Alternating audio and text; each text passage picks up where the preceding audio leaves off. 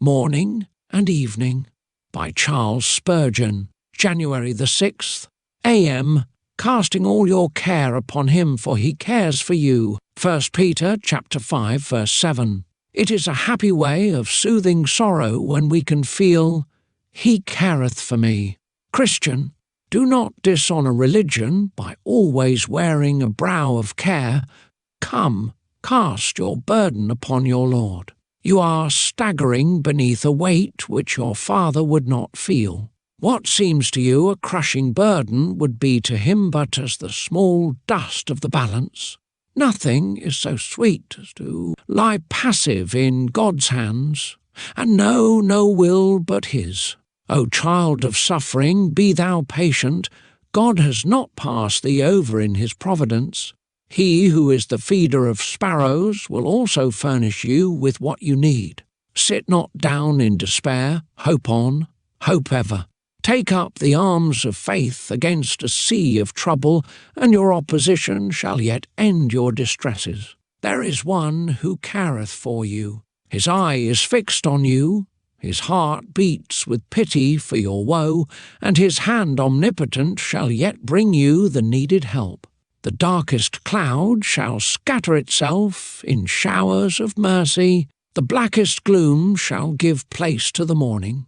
He, if thou art one of his family, will bind up thy wounds and heal thy broken heart. Doubt not his grace because of thy tribulation, but believe that he loveth thee as much in seasons of trouble as in times of happiness. What a serene and quiet life might you lead if you would leave providing to the God of providence.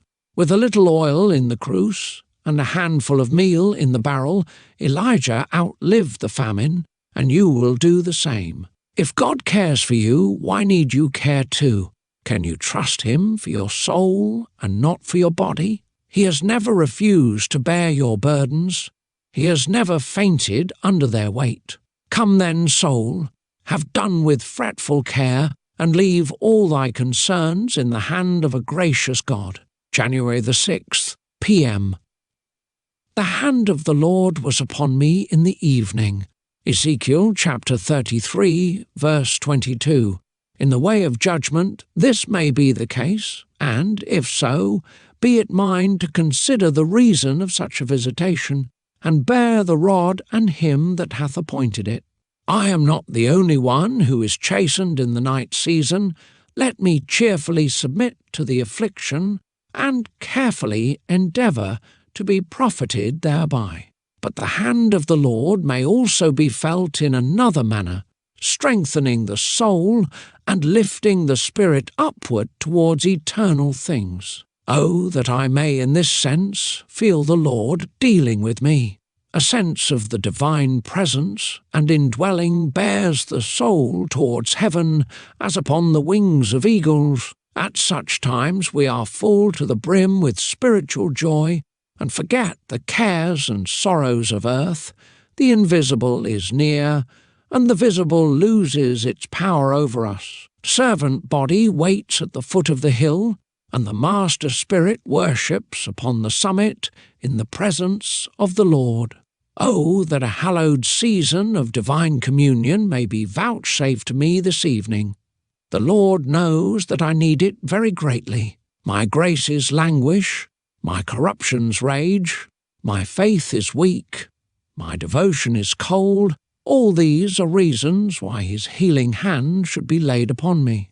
His hand can cool the heat of my burning brow and stay the tumult of my palpitating heart. That glorious right hand which moulded the world can new create my mind. The unwearied hand which bears the earth's huge pillars up can sustain my spirit. The loving hand which encloses all the saints can cherish me, and the mighty hand which breaketh in pieces the enemy can subdue my sins. Why should I not feel that hand touching me this evening?